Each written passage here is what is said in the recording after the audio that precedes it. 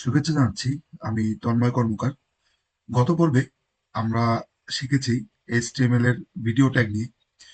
কিভাবে আমরা একটি ওয়েব পেজের মধ্যে ভিডিও প্লে করব বা ভিডিও ট্যাগ এমবেড করব, সেটা আমরা দেখেছি গত পর্বে। তো আজকের এই পর্বে আমরা দেখব অডিও ট্যাগ সম্পর্কে। কিভাবে ওয়েব পেজের মধ্যে একটি অডিও ফাইল এমবেড করা যায় বা অ্যাড করা যায়। তো স্ক্রিনে এখানে আপনারা দেখতে পাচ্ছেন যে অডিও ট্যাগটি আপনার ভিডিও ট্যাগের মতোই অডিও ট্যাগটি আপনার অডিও ট্যাগ দিয়ে শুরু হবে এবং অডিও ট্যাগ দিয়েই আপনার শেষ হবে। তো এখানে আপনারা অডিও ট্যাগের মধ্যে কন্ট্রোলস নামে একটি অ্যাট্রিবিউট দেখতে পাচ্ছেন। তো এটার কারণ হচ্ছে আপনার অডিও ট্যাগের কোনো হাইট বা উইথ হয় না। এরপরে আপনারা এখান থেকে দেখতে পাচ্ছেন যে আপনার সোর্স ফাইল রয়েছে। এখানে সোর্স ফাইলটা দেওয়ার কারণ হচ্ছে যে এখানে বলে দিতে হবে আপনার অডিওর যে ফাইলটা সেটা কোন টাইপের হবে এবং সেটা কোন লোকেশন থেকে আসবে। এই দুইটা আপনার এখানে মেনশন করে দিতে হবে। প্রথমে হচ্ছে আপনার পাথটা বলে দিতে হবে, আপনার কোন লোকেশন থেকে আপনার ফাইলটা এসছে বা কোন ধরনের ফাইল এটা মেনশন করতে হবে এবং টাইপের মধ্যে আপনার এখানে মেনশন করে দিতে হবে যে আপনার ফাইলটি কোন ধরনের। চলুন এই কাজটি আমরা একটু প্র্যাকটিক্যালি করে দেখি। তো আমরা এখানে দেখেন ডেস্কটপের পরে এইচটিএমএল নামে একটি ফোল্ডার দেখতে পাচ্ছি। এই এইচটিএমএল ফোল্ডারের মধ্যে আমরা একটি P9 নামে একটি এইচটিএমএল ডকুমেন্ট ফাইল ক্রিয়েট করে রেখেছি অলরেডি। এখন এটিকে আমরা আপনার একটি টেক্সট এডিটরে ওপেন করে নিলাম। আমি এখান থেকে সাবলাইম টেক্সট ওপেন করেছি। এখান থেকে আমরা অডিও ট্যাগ ইউজ করার জন্য আমরা এখান থেকে প্রথমে হচ্ছে আপনার লেস দেন, তারপর হচ্ছে আপনার অডিও ট্যাগ লিখবো। অডিও লেখার পরে আমরা এখান থেকে এন্টার বাটন প্রেস করব। এন্টার বাটন দেওয়ার পরে আমার এখানে দেখতে পাচ্ছেন যে অডিও ট্যাগটি শুরু হয়েছে এবং অডিও ট্যাগটি এখানে শেষ করেছি। এখন এর মধ্যে আমাকে বলে দিতে হবে সোর্স ফাইলটা। তো আমরা এখান থেকে গ্রেটার দেন দিব, তারপর হচ্ছে এখান থেকে সোর্স লিখবো। লেখার পরে এন্টার চাপ দিব। তো এন্টার চাপ দেওয়ার পরে আমার দেখেন এখান থেকে সোর্স ফাইলের যে ট্যাগটি সেটা কমপ্লিট ভাবে লেখা হয়ে গিয়েছে। তো এখন এখান থেকে প্রথমে আমাকে বলে দিতে হবে যে SRC এই সোর্স, ঠিক আছে, এটাকে বলা হচ্ছে সার্চ। ঠিক আছে, এই সোর্স ফাইলের মধ্যে এই সার্চ হচ্ছে আপনার অ্যাট্রিবিউট এবং টাইপ হচ্ছে আর একটি অ্যাট্রিবিউট।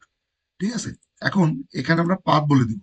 এখন আমরা এখানে যদি আসি ফাইলের মধ্যে, আমরা যে ফাইলটি বা যে ফোল্ডারটি আমরা ক্রিয়েট করেছি এখানে যদি আসি, দেখেন এখানে কিন্তু আমার কোনো অডিও ফাইল নেই। তো আমি একটা ডাউনলোড করে রেখেছি অডিও ফাইল। তো আমরা এটিকে কপি করে আপনার আমার যে এইচটিএমএল ফোল্ডার, সরি, আমাদের যে এইচটিএমএল ফোল্ডার, এই এইচটিএমএল ফোল্ডারের ভিতরে আমরা এটাকে পেস্ট করে দিব। ঠিক আছে, তো এখানে আপনারা দেখতে পাচ্ছেন যে একটা অডিও ফাইল আর একটা হচ্ছে আপনার এইচটিএমএল ফাইল। তো এই অডিও ফাইলের আমরা নাম দিয়েছি কি মাই অডিও। তো এটিকে আমরা আপনার কন্ট্রোল সি দিয়ে, নামটাকে আমরা কন্ট্রোল সি দিয়ে আপনার কপি করবো। এখানে যে কোনো নাম হতে পারে। তো আমরা এখান থেকে কন্ট্রোল সি দিয়ে কপি করে আপনার এইচটিএমএল এর যে ফাইল আছে এই এইচটিএমএল ফাইলের ভিতরে সার্চের ভিতরে এটাকে পেস্ট করে দিব, কন্ট্রোল ভি দিয়ে পেস্ট করে দিব। এরপরে ডট, এই ডট মানে হচ্ছে কনক্যাট। ঠিক আছে, আপনার প্রোগ্রামিং এর ভাষায় এটাকে কনক্যাট বলে। তো এরপর আমরা হচ্ছে ফাইলের নামটা বলে দিব, এটা হচ্ছে MP3 ফাইল। ঠিক আছে, আমরা যদি ফোল্ডারে যে এটির যদি আপনার প্রপার্টিজ দেখি, আমরা প্রপার্টিজ যদি দেখি, তো আমরা এখান থেকে দেখতে পাবো যে ফাইলের টাইপ হচ্ছে আপনার MP3 ফাইল। এখান থেকে দেখেন টাইপ অফ ফাইল, এটা হচ্ছে MP3 ফাইল। তো আমরা এখান থেকে এটা HTML এর ভিতরে মেনশন করে দিব যে এটা MP3 ফাইল। এরপরে এখানে কি করব, এখানে হচ্ছে আমরা টাইপটা বলে দিব। এখানে টাইপ হচ্ছে অডিও টাইপ। ঠিক আছে, অডিও। এরপর হচ্ছে আমরা এখান থেকে বলে দিব হচ্ছে MP3। এখানে আমরা মেনশন করে দিলাম যে এটা MP3 ফাইল। এখন এটিকে আমরা কন্ট্রোল এস দিয়ে সেভ করব। সেভ করার পর আমরা যদি ব্রাউজারে যাই, ব্রাউজারে যেয়ে যদি এখানে রিলোড দিই, তাহলে আমার এইখানে ফাইলটি আপলোড হয়নি। এখানে দেখতে পাচ্ছেন যে আপলোড হয়নি। কারণ কি, আমরা এই ফাইলের মধ্যে দেখেন এই অডিও ফাইলের মধ্যে আমরা কন্ট্রোলস নামে যে অ্যাট্রিবিউট আছে সেটা আমরা দেইনি। যদি এটা না দিই তাহলে আমি এই অডিও প্লেয়ারের কোনো কন্ট্রোল পাবো না।